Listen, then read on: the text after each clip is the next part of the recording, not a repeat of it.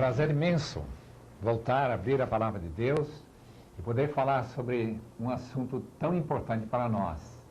Uma introdução à carta de Paulo aos Romanos. Em primeiro lugar, queremos falar sobre a importância desta carta. Alexandre Suter disse: as epístolas de Paulo são os escritos mais importantes do mundo.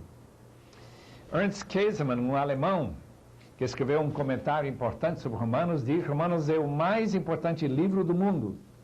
E o inglês, Samuel Coleridge, o escritor mais profundo que existe.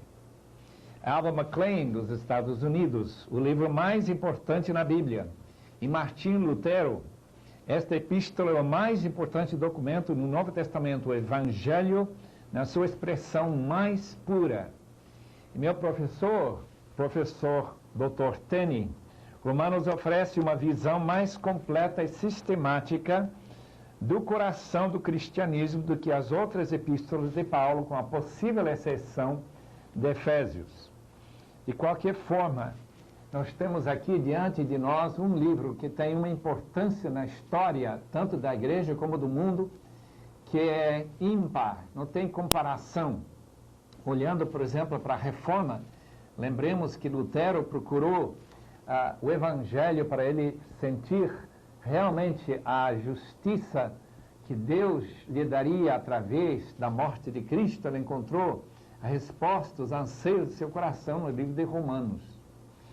Em primeiro lugar, queremos abrir a nossa mente para qualquer ideia relacionada com a origem desta carta. Como é que Paulo escreveu, onde que ele estava, quais foram as datas, mais ou menos que idade Paulo tinha e o que levou ele a escrever esta carta. Essas perguntas mais relacionadas com a introdução. Primeiramente, a evidência quanto à autoria de Romanos pelo apóstolo Paulo. A evidência externa é muito forte entre as evidências mais fortes de qualquer livro do Novo Testamento. A primeira referência que nós temos ao fato que Paulo escreveu Romanos, encontramos no cânon de Márcio. Márcio foi aquele herege mais relacionado com o gnosticismo, que negou o Antigo Testamento ser a palavra de Deus, achando que o Deus do Antigo Testamento não é o mesmo Deus do Novo. Mas ele tinha uma lista das cartas de Paulo que ele colocou no seu cânon. 10 epístolas de Paulo, naturalmente ali está Romanos, como também o livro de Lucas. Irineu, Clemente de Alexandria, Tertuliano, todos atribuem esta carta ao apóstolo Paulo. E citações existem numerosas. Estamos pensando, por exemplo, que Inácio, que foi martirizado certo do ano 115 depois de Cristo, Policarpo, que também foi queimado na estaca em Esmirna, viveu entre 69 e 155, Justino Mártir, outro mártir da igreja, 110 a 165, todos citam a carta aos Romanos de Paulo. Até o ano 200 nós encontramos já 19 citações da epístola aos Romanos na literatura dos pais da igreja. Quanto à evidência interna, tem todas as características mais esperadas do apóstolo aos gentios. Veja, por exemplo, capítulo 11 de Romanos, versículo 13, onde Paulo declara que ele é apóstolo dos gentios. Como também capítulo 15, versículo 16, onde ele coloca como seu grande alvo na vida oferecer a igreja gentílica a Deus como oferta agradável ao Senhor. Essa evidência, então, é interna. Seu nome aparece na primeira linha da carta. Paulo, servo, literalmente significa escravo de Jesus Cristo. Então, ele reivindica ser escrito por Paulo. O estilo e as doutrinas centrais que nós encontramos em Romanos são justamente as doutrinas que Paulo ensinava em outras epístolas e que nós conhecemos através do livro de Atos, que era característico de Paulo. Não há, de fato, erudito entre os conservadores que não aceitem a autoria paulina de Romanos. E até entre os liberais teria que ser uma pessoa tão extremada que não teria nem campo para ensinar as suas ideias estranhas se ele negasse a autoria paulina de Romanos. Mas existe um problema nesta carta. O problema é sua integridade, isto é, qual é o conteúdo real desta carta. E o problema existe em torno da inclusão ou exclusão dos capítulos, parte do capítulo 15 e 16.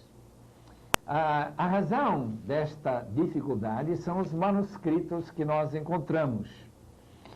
Ambos os capítulos foram escritos certamente por Paulo, não é uma dificuldade com a autoria paulina desses capítulos 15 e 16.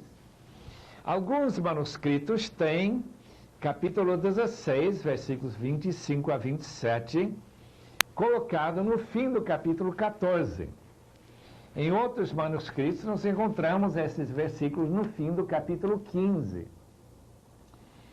Márcio não tem os capítulos 15 e 16 em sua cópia de Romanos. E também, interessantemente, essas 26 saudações no capítulo 16 parecem para nós um pouco estranhos.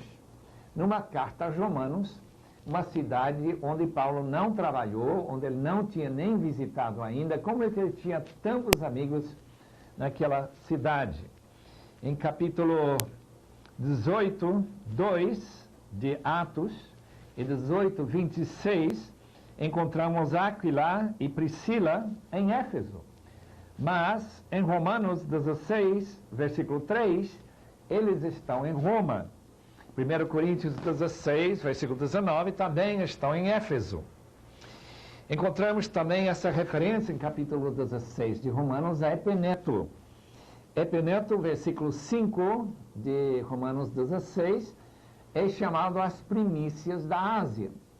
O que acham, então? Acham estranho, mas muitos acham estranho. E juntamente com o fato que alguns manuscritos não têm esses capítulos na sua cópia de Romanos. Essas epístolas bem antigas. Mas, como há muitas possibilidades e sugestões, entre elas a ideia de que talvez esse fim de Romanos era parte de uma outra carta. E como aquele papiro sobre o qual se escreviam cartas naquela época era muito frágil, talvez um pedaço foi cortado ou quebrado da epístola às Romanas e colocado em outra epístola. Ou talvez estava ligado à epístola aos Efésios. E depois foi colocado Romanos. De qualquer forma, podemos ter certeza que Paulo escreveu e que faz parte da palavra inspirada de Deus. E nós podemos, então, confiar que quando nós lemos esses maravilhosos capítulos 15 e 16, que nós estamos lendo a palavra inspirada do Senhor. Por que Paulo escreveu Romanos? Qual foi a ocasião de ele ter escrito esta maravilhosa carta? Diferentemente das outras cartas paulinas, esta carta foi escrita por uma igreja que Paulo não conhecia. De fato, tem uma outra igreja para a qual Paulo escreveu que não tinha visitado, que era a igreja em Colossos. Paulo se encontrava em Corinto quando ele escreveu Romanos, capítulo 15, versículo 26, 16, 1 e 2, mostram isto, que ele está em Corinto, naquele período logo antes de ele chegar em Roma, no percurso da sua terceira viagem missionária. Estava aguardando o fim do inverno. Naquela época não era possível viajar de navio no mar Mediterrâneo entre os meses de outubro e março, por causa dos altos ventos. Justamente foi aquela ousadia do capitão, o de Centurião, em capítulo 27 de Atos, que mostra justamente que mal deu tentar ir só mais alguns quilômetros, quando chegou aquele vento tremendo que levou ao naufrágio daquele navio em que Paulo estava viajando para Roma. Então ele estava em Corinto, aguardando esse fim do inverno, para poder novamente navegar para a Síria, levando aquelas ofertas que ele menciona no capítulo 15 de Romanos, que ele menciona também em 2 Coríntios, que foi escrito logo antes de Romanos, essas ofertas que eram levantadas nas igrejas de Macedônia e da Acaia, parte da Grécia, iam ser levados por Paulo junto com seus companheiros até a igreja de Jerusalém e os irmãos da Judeia, onde havia muita necessidade e pobreza. Ele fala que ele queria muito visitar a igreja de Roma, muito queria ver-vos, mas ele foi impedido muitas vezes. Leia capítulo 15, versículo 22. Mas agora, depois de ter trabalhado com aquela região ao leste do Império, ele se sente tranquilo em viajar até Roma para ele poder repartir um dom espiritual. Versículo 11 do primeiro capítulo: porque muito desejo ver-vos, a fim de repartir convosco algum dom espiritual, para que sejais confirmados. Nós não sabemos muito como Paulo podia conferir um dom espiritual, já que em 1 Coríntios ele mesmo diz que o Espírito Santo distribui como ele quer. Mas talvez o Espírito falou para Paulo que ele deveria levar um dom e, pela imposição das mãos, orar para que algum irmão ou alguns irmãos recebessem este dom espiritual mencionado no versículo 11. De qualquer forma, ele diz que uma das suas razões de ir para lá foi justamente para repartir esse dom.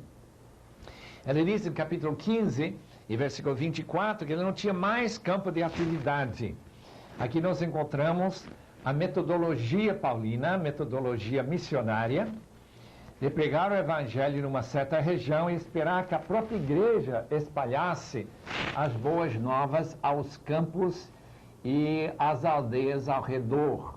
Nós encontramos, por exemplo, em Atos 19, versículos 9 e 10, que quando Paulo estava pregando em Éfeso, toda a Ásia recebeu o evangelho.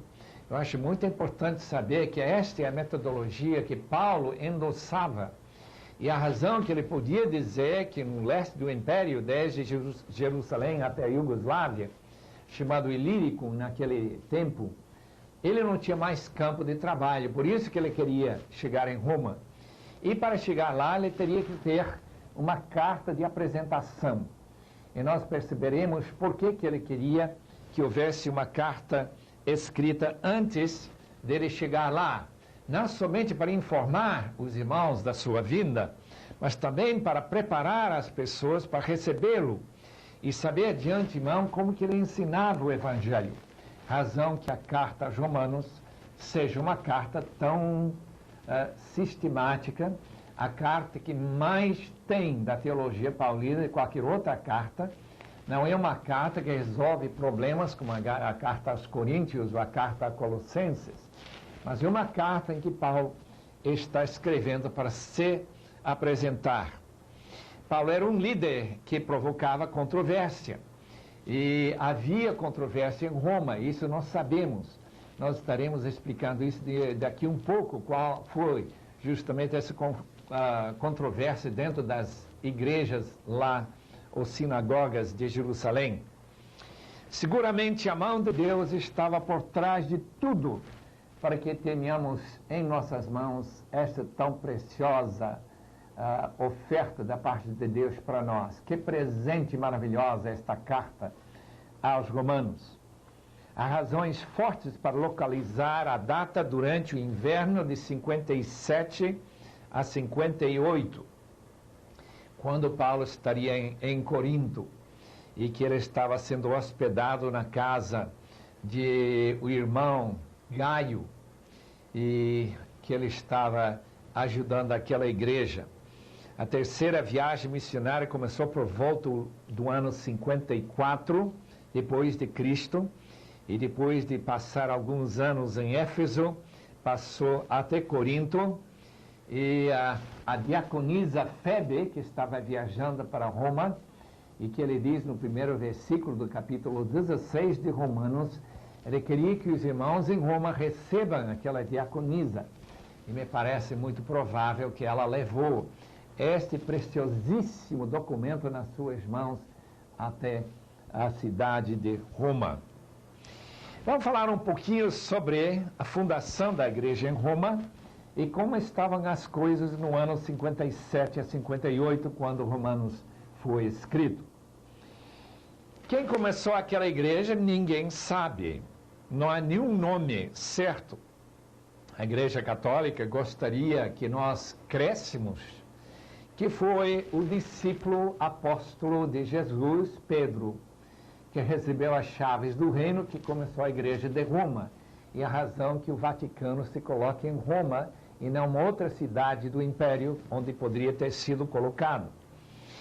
Isso é porque dão a impressão que Pedro não somente começou a igreja lá, como ele pastoreou a igreja, teria sido o bispo daquela igreja, e que passou então autoridade para outros bispos e pastores para continuar e dar dessa forma uma certa base para crer na infalibilidade do Papa em Roma. Mas de fato nós não temos nenhuma evidência que Pedro fundou a igreja. Aliás, temos muita certeza que ele não começou a igreja lá. O que é interessante encontrar no capítulo 2 de Atos, que havia pessoas ouvindo o evangelho pregado por Pedro em Jerusalém. Em aquela lista das diferentes terras de onde vieram aqueles prosélitos e outros que estavam adorando em Jerusalém na época de Pentecoste.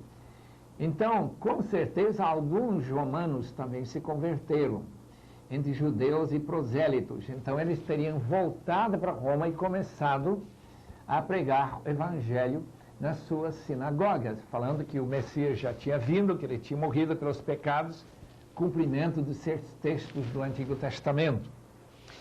Sabemos, por causa de um historiador, e também pelo fato que o capítulo 18 de Atos conta que Cláudio, o imperador, durante aqueles anos, antes que Paulo escreveu Romanos, ele morreu cerca do ano 54 depois de Cristo, aquele imperador tinha expulso os judeus de Roma. Por que ele expulsou aqueles judeus? O historiador romano Suetônio diz que foi por causa de um certo Crestos, C-H-R-E-S-T-O-S, Crestos. Naturalmente, nós não temos absoluta certeza, 100% certeza, que Crestos é Cristo mal escrito. Mas a impressão é muito forte, que a razão dos distúrbios em Roma foi por causa de Cristo.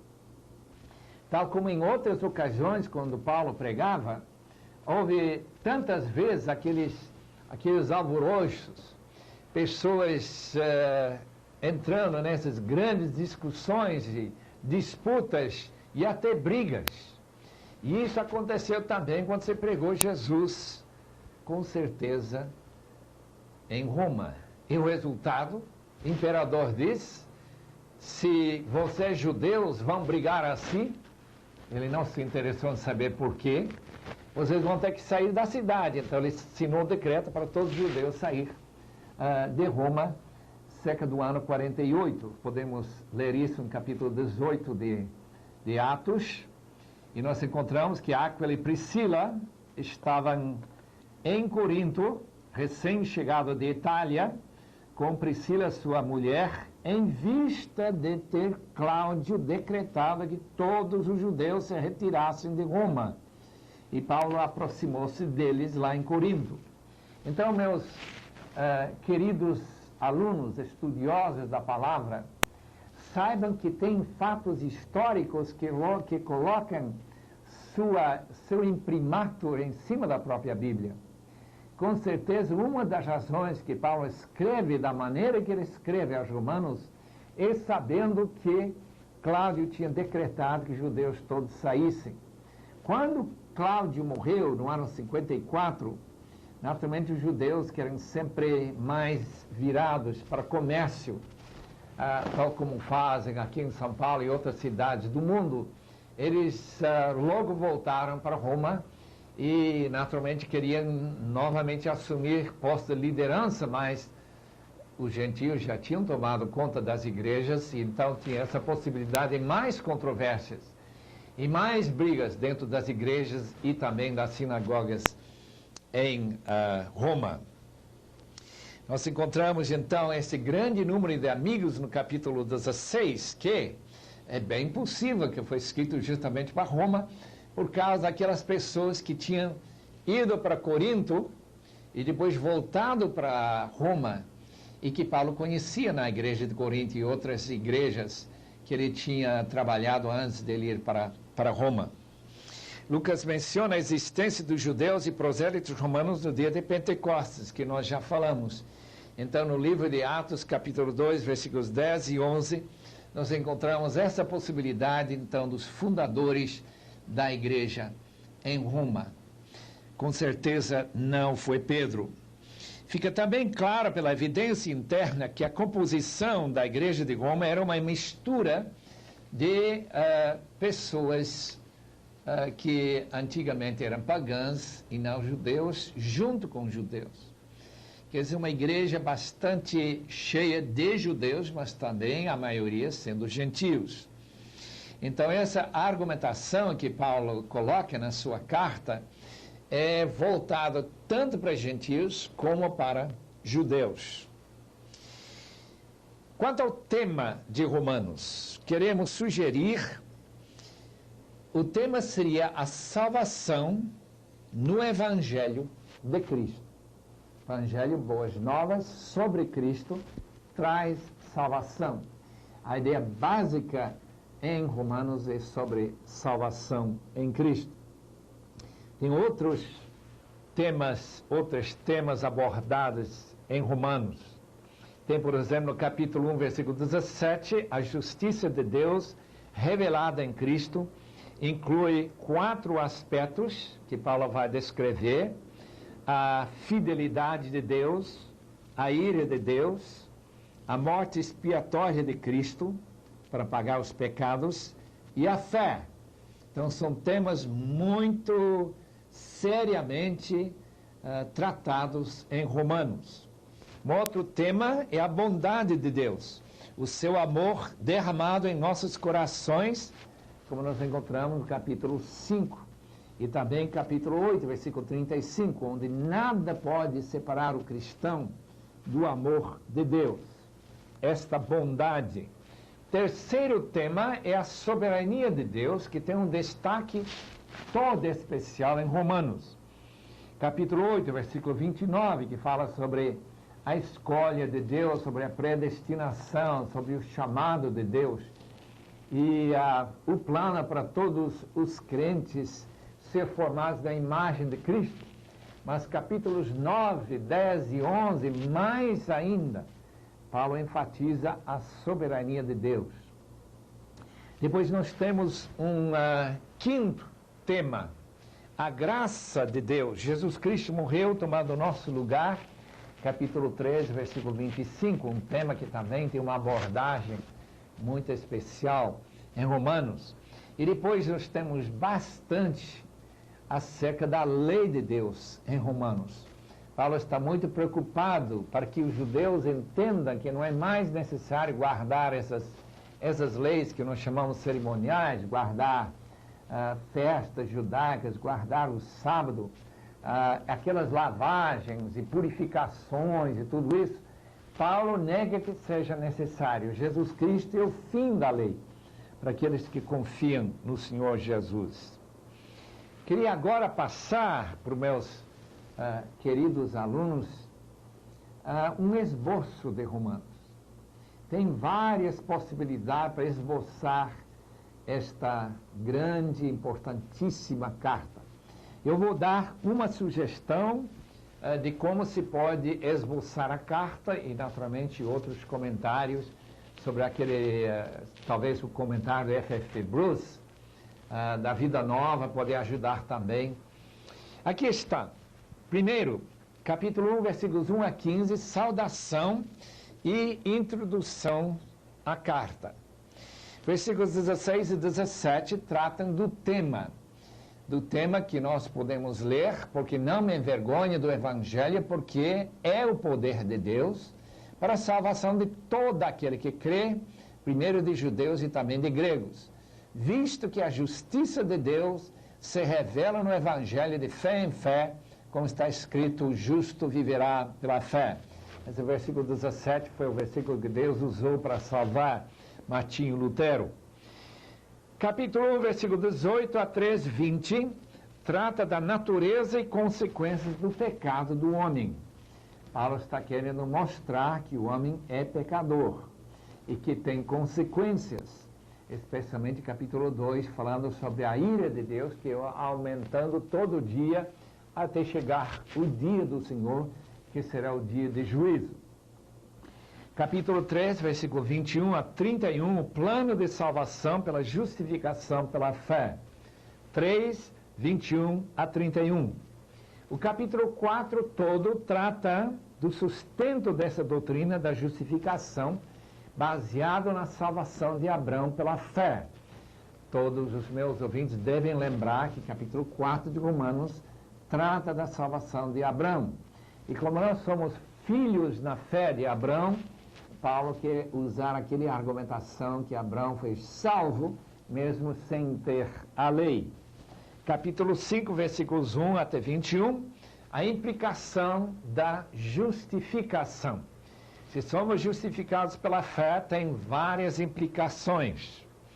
Capítulo 6, primeiro versículo, até o fim do capítulo 8, temos a resposta à primeira objeção, a justificação pela fé.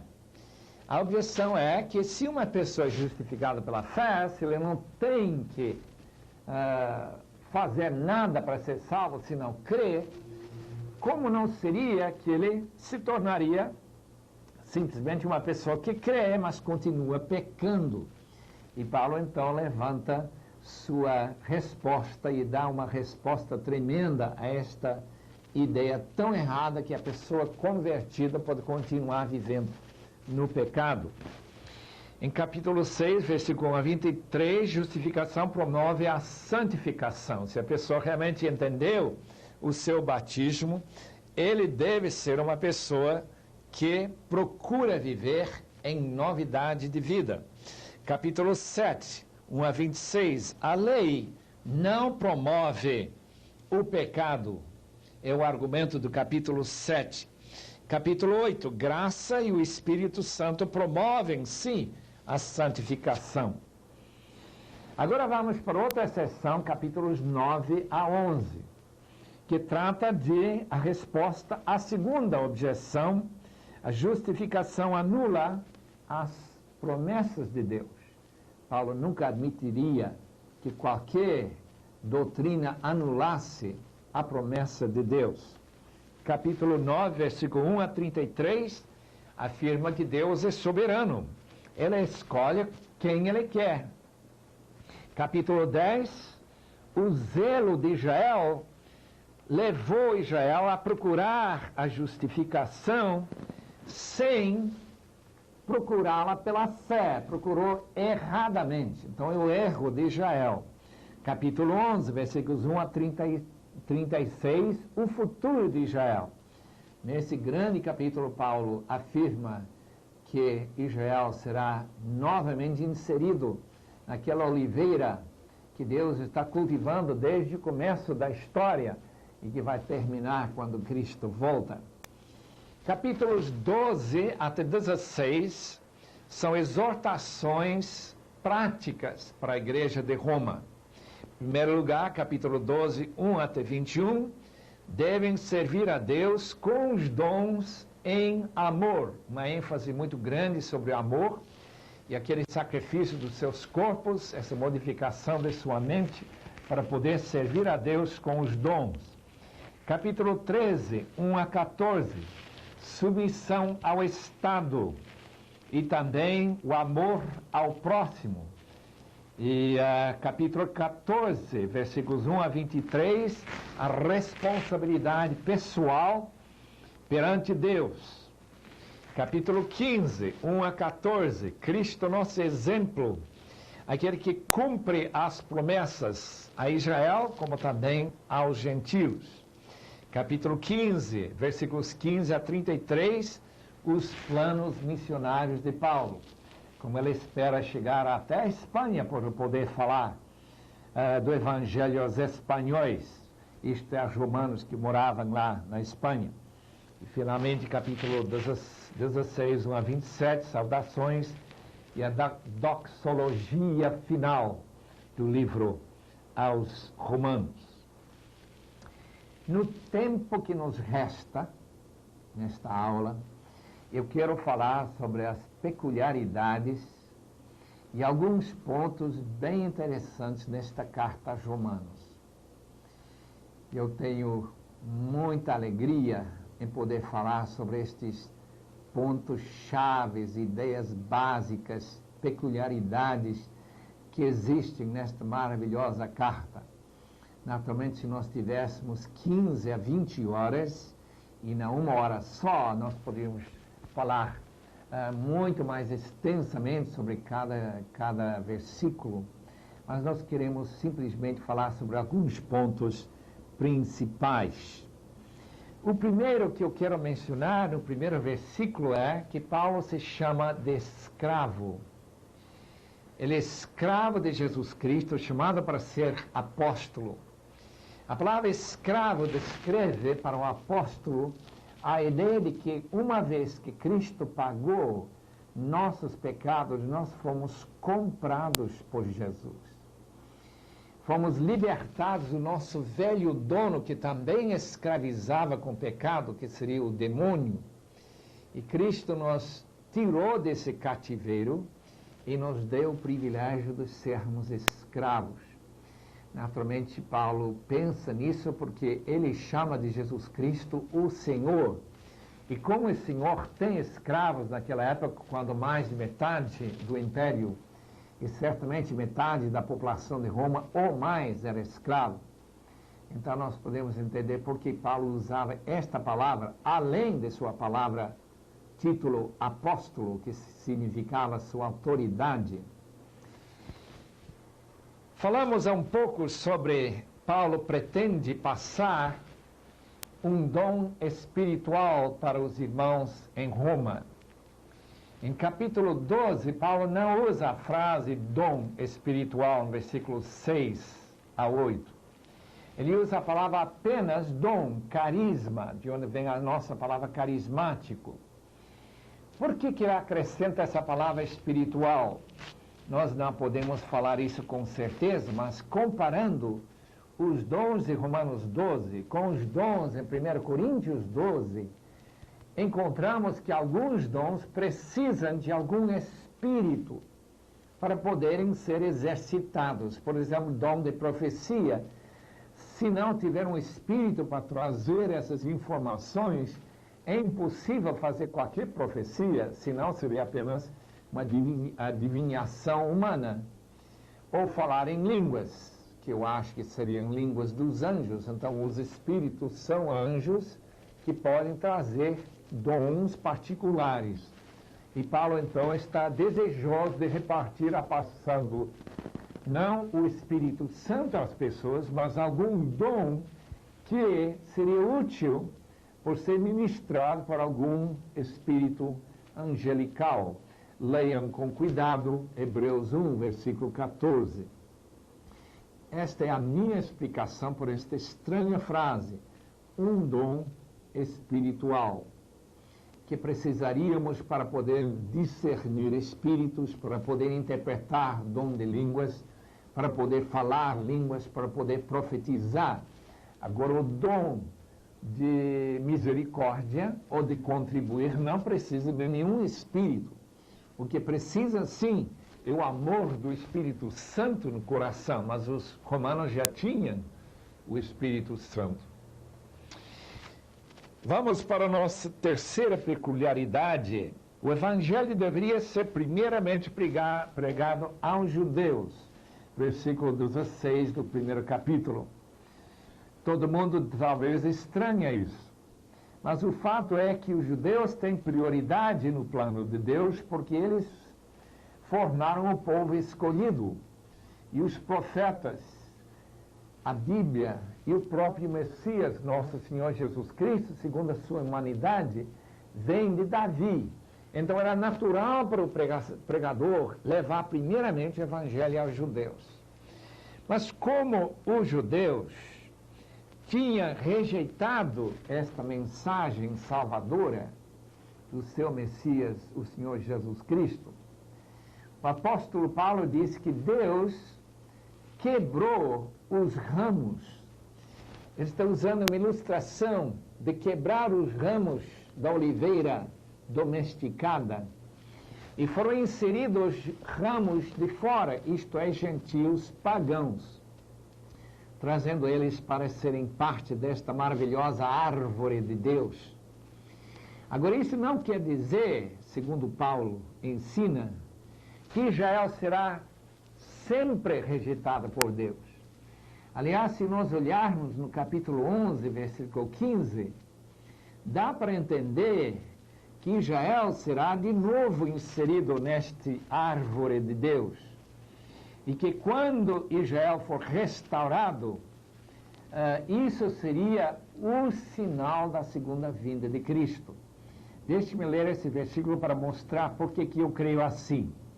Porque se o fato de terem sido eles, os israelitas, rejeitados, trouxe reconciliação ao mundo gentílico, que será o seu restabelecimento, senão vida de entre os mortos? Vida de entre os mortos seria uma ressurreição. Uma ressurreição, em primeiro lugar, espiritual, depois seria a ressurreição física, no corpo espiritual que vai levantar-se logo antes da segunda vinda de Cristo. Nós estaremos estudando isso em 1 Tessalonicenses 4. Nosso quarto ponto.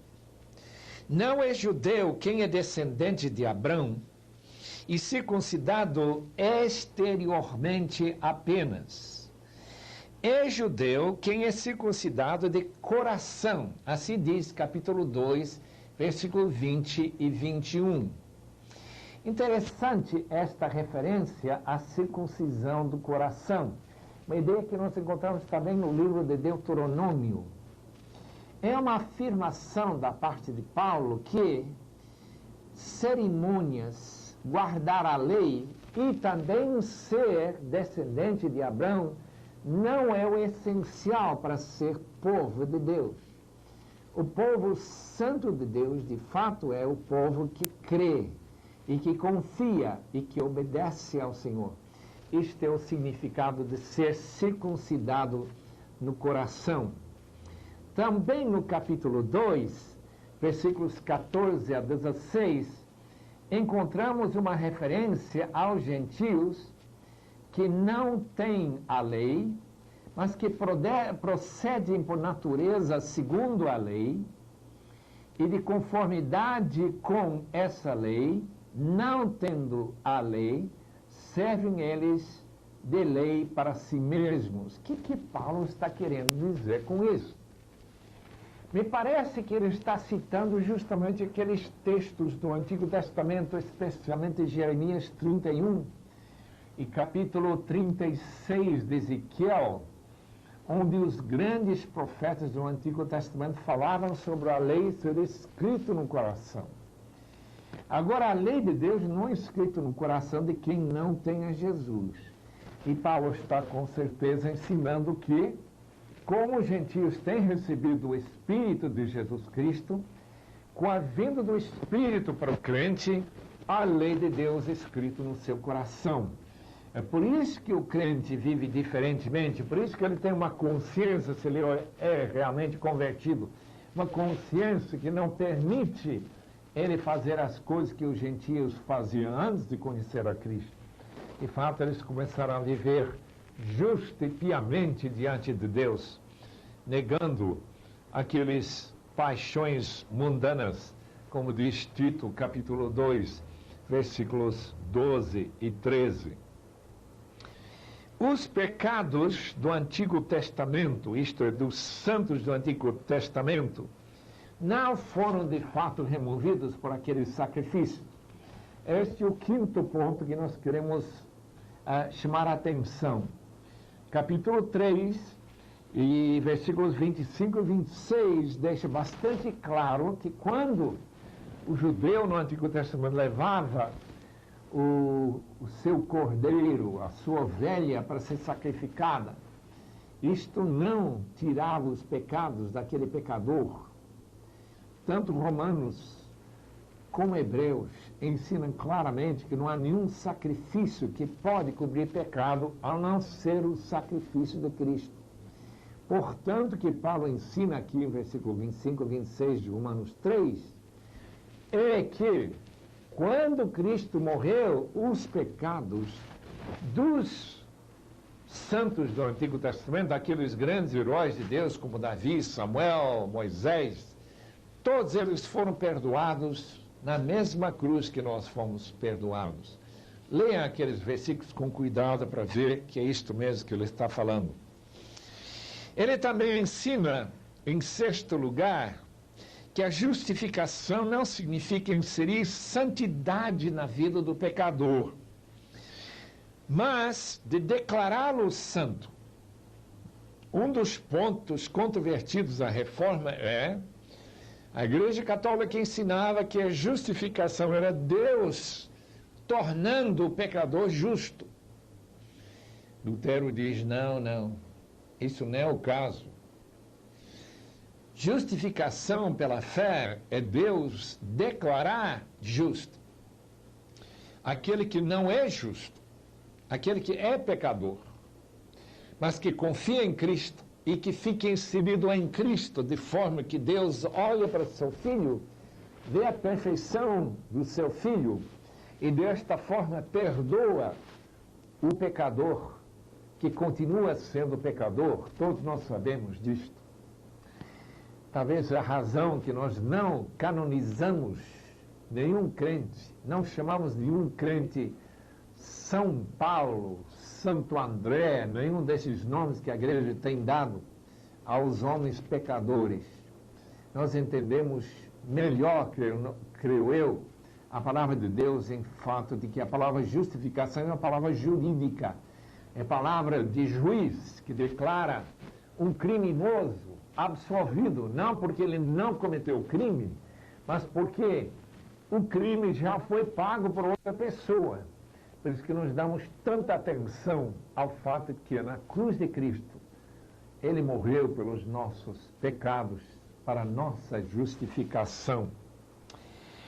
O pecado de Adão, diz capítulo 5, versículo 12, passou a toda a humanidade.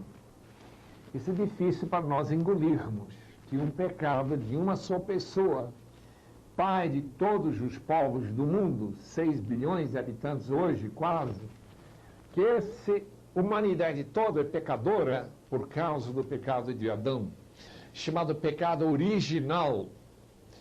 Meu querido amigo,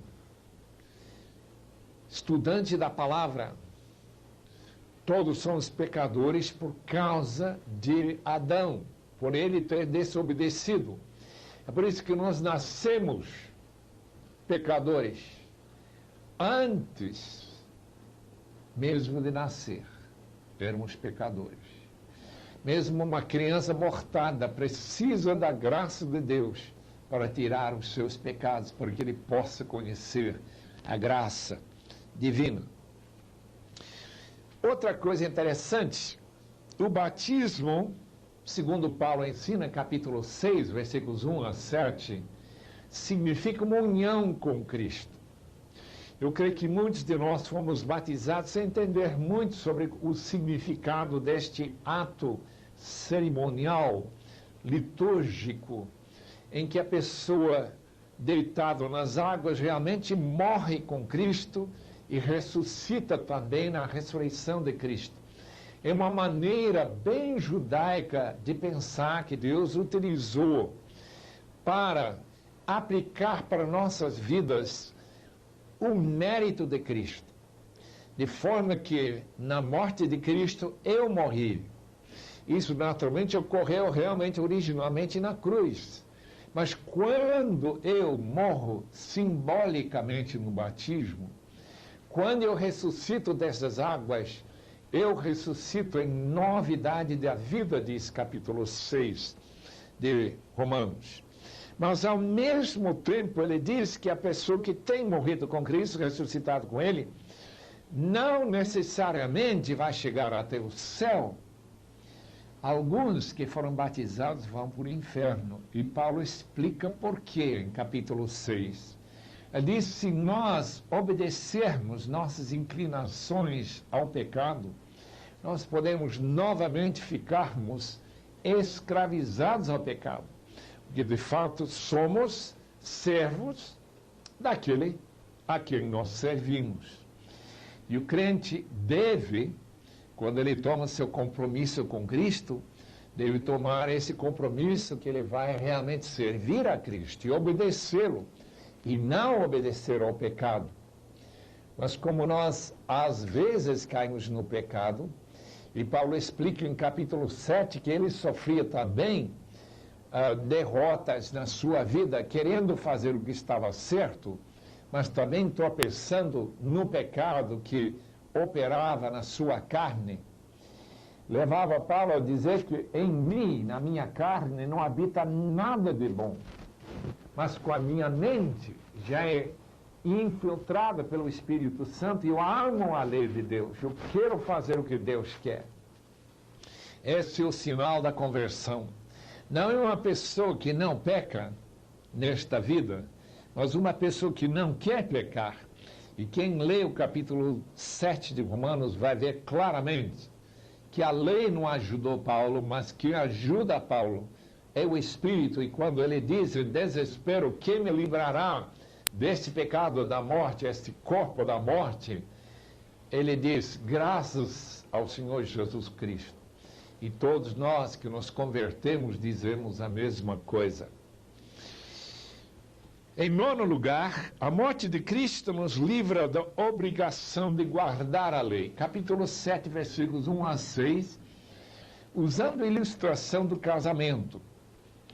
Tal como quando a marido e mulher ainda estão vivos, a mulher tem obrigação a manter-se pura de qualquer contato com outro homem, a não ser seu próprio marido.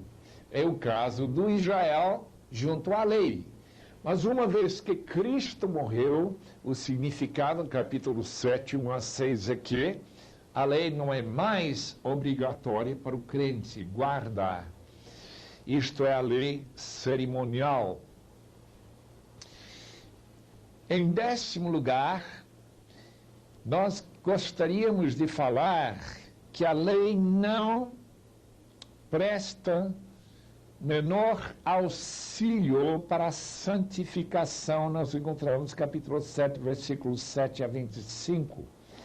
Paulo era uma pessoa totalmente comprometida com a lei. Mas ainda que, segundo sua própria avaliação, em Filipenses, ela era perfeita segundo a lei, quando ele chegou a conhecer a Cristo, descobriu que ele era longe de ser perfeito. Ele tinha pensamentos errados. O fariseu, como Paulo era uma pessoa que cuidava muito de sua vida externa, de aparências, da máscara. Mas Jesus chamou dos fariseus hipócritas, porque o problema está no coração. Aquilo que a gente ama, já que o primeiro mandamento é amar ao Senhor Deus de todo o coração. E não ter inveja. Paulo diz que ele tinha inveja, cobiça. Então esse pecado ele descobriu, também estava no Antigo Testamento. Em 11º lugar, Paulo afirma que não há nenhuma condenação para aqueles que estão em Cristo. Romanos 8, versículo 1.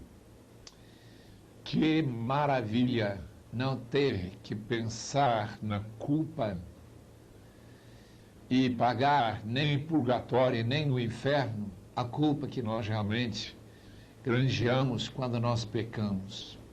Graças a Deus que essa condenação já foi levada por Cristo. Mas novamente Paulo volta a explicar que a morte de Cristo não foi apenas para tirar a culpa nossa, mas é para que nós vivamos, diz versículo 4, uma vida justa. E que nós não nos inclinemos para o pecado, porque o inclino para o pecado, o desejo do pecado, é sinal de uma pessoa que não está em Cristo. Se alguém está em Cristo e Cristo nele, ele vai amar a justiça, ele vai odiar o pecado, ele vai sentir mal quando ele tropeça. Nós queremos também falar um pouquinho sobre a esperança que o crente tem para o futuro, que nós encontramos em Romanos 8. Uma esperança de que toda a criação, de alguma forma, está amaldiçoada, aguardando a revelação dos filhos de Deus quando Cristo voltar. Isto é, revelar os filhos de Deus em sua glória, com seus corpos ressurretos e transformados. Já que os vivos aqui na terra, quando Cristo voltar, serão transformados para ter um corpo, chamado corpo espiritual, que vai perdurar para sempre. Em terceiro lugar, teremos assim a oportunidade agora de falar sobre a segurança do crente. Qual é a certeza que o crente tem que ele não vai tropeçar e cair no pecado e perder a salvação? Isso é explicado muito bem nos últimos versículos do capítulo 8, quando ele diz que nada pode nos separar do amor de Deus. Paulo tinha tantas provas desse amor. E esse amor, durante a vida, vai confirmando cada vez mais que ele é um filho garantido e que ele foi adotado por Deus através de Jesus Cristo e que a possibilidade de Satanás, ou as forças do mal, ou a morte, ou o medo, ou a vida, ou qualquer coisa, poder separar do amor de Cristo, ele acha impossível, desconta qualquer possibilidade disso acontecer. Em 9:15, Paulo explica que a escolha de Deus, quando ele escolhe as pessoas, como o caso de Jacó, e não escolher Esaú, que era o primeiro nascido, é um direito que o Senhor tem. Ele até tem direito de endurecer o coração de Faraó, especialmente quando Faraó já toma a primeira decisão de se endurecer. Então, Deus confirma, você quer ser duro? Eu vou endurecer o seu coração. Então, a Bíblia explica de duas maneiras a perda das pessoas que vão para o inferno. Eles tomam decisões e também Deus escolhe. As decisões que nós tomamos, nós encontramos que Deus aguenta com muita paciência, mesmo oferecendo-nos a sua salvação. Mas, finalmente, Deus, às vezes, condena pessoas até vivas. E nós queremos tocar nisto em outros textos. Caso de Esaú, que foi um homem profano, diz capítulo 12 de Hebreus. A rejeição de Israel não é arbitrária. Isso fica muito claro no capítulo 9, versículo 30 até 10, 21. Foi uma escolha que os próprios judeus tomaram. Deus amava Israel, queria oferecer-lhes este bênção da salvação, mas Israel não quis. Mas mesmo assim, Deus, em sua graça, manteve um remanescente. Remanescente significa um grupo escolhido dentro de Israel. Veja lá capítulo 11, versículos 1 a 6. E ele usou essa rejeição de Israel para ele tomar o ensejo de levar os gentios ao conhecimento do Senhor da glória. E assim nós estamos sendo incluídos aqui. Um dia, todo Israel será salvo. Assim diz capítulo 11, versículo 25 e 26. E quando Israel for todo incluído, será a marca, o sinal da segunda vinda de nosso Senhor e Salvador Jesus Cristo. Capítulo 12 explica que o culto racional do crente é sua entrega total como sacrifício vivo, santo e agradável a Deus, com a sua mente sendo transformada pela renovação do Espírito Santo e pela procura das verdades da Palavra de Deus. O resto dessa maravilhosa epístola, cheio de boas recomendações de como nós vivermos com amor e como cuidarmos de nossos irmãos e como guardar um dia especial, é a nossa escolha. Se quisermos, podemos guardar o sábado. Não há nada de mal em guardar qualquer dia, mas não é nunca obrigatório. Não há nenhum legalismo nisto. Veja capítulo 14, versículo 5 em diante. É um livro maravilhoso. Eu espero que os irmãos que estão ouvindo a minha voz estudem com muito cuidado. Eu quero recomendar livros que podem me ajudar. Temos examinar as Escrituras. Temos este trabalho em torno de Romanos também, que inclui todos os livros da Bíblia, visão panorâmica da Bíblia. Para aqueles que querem fazer um estudo bem mais profundo, eu recomendo este curso, A Vida e Cartas de Paulo, um curso programado que é publicado pela Vida Nova. Nós temos um manual bíblico, já falamos bastante.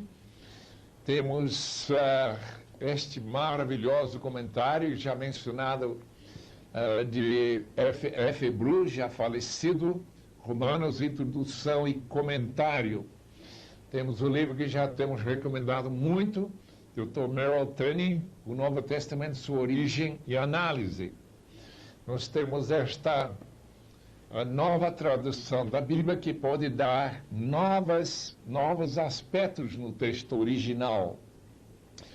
A chamada Nova Versão Internacional, estamos aguardando em seguida a Bíblia toda pronta. O novo dicionário da Bíblia pode dar muitas ajudas em relação aos imperadores, a todo aquele fundo histórico. E também temos um novo comentário sobre a Bíblia inteira. Também tem um estudo relativamente curto sobre Romanos. Deus os abençoe e que este Carta aos Romanos se torne uma das suas favoritas. Quem ainda não ouviu falar na Bíblia de referência Thompson? Esta Bíblia traz 100.000 versículos em cadeia temática.